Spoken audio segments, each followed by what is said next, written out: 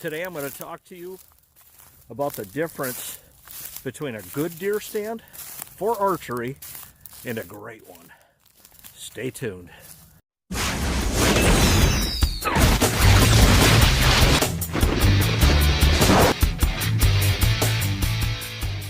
Another tree stand right here I set up. The only downfall of this setup right here, it's fantastic in the sense that, you know, the deer just filter in out of the corner of the woods and they come out and feed on the beans. But the one thing about this setup right here is if you look behind, and I do have video footage of this, if you look at my odor cleanse video where the deer are walking behind me, this is it right here. And it's only from this fence row, okay, you can see the barbed wire fencing right there, to the edge where the stream is only about 20 yards. I call it just a little shelf. But the bucks like to sneak in back through here. And you have no backside shooting as far as with an arrow.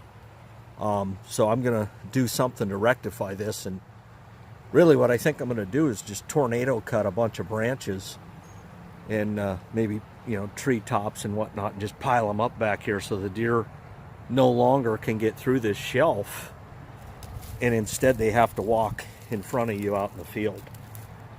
You know, I've had it probably, I'm going to tell you, out of 10 sits here, you know, any 10 sits, probably 2 or 3 times they back bust you here.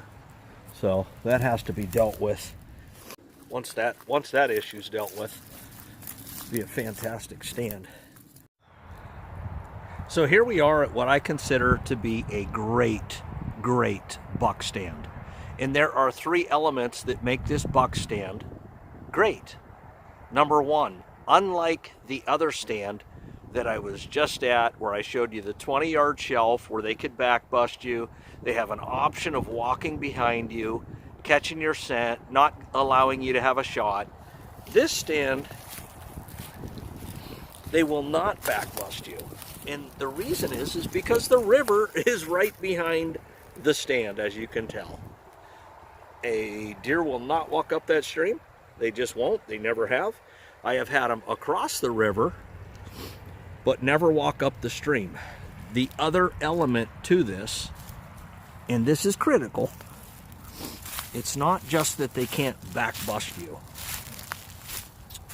This is a pinch point based on the stream, based on a doe bedding area, based on a doe bedding area. I call it the dumbbell effect.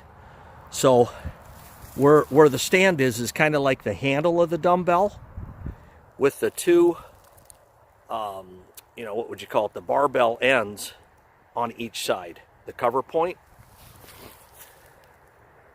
and the cover point. So doe bedding, one side of the dumbbell, the handle, and the other side of the dumbbell. And these bucks, they come out of either side and walk right in front of this stand because they have no choice. That's the difference between a great stand and a good stand.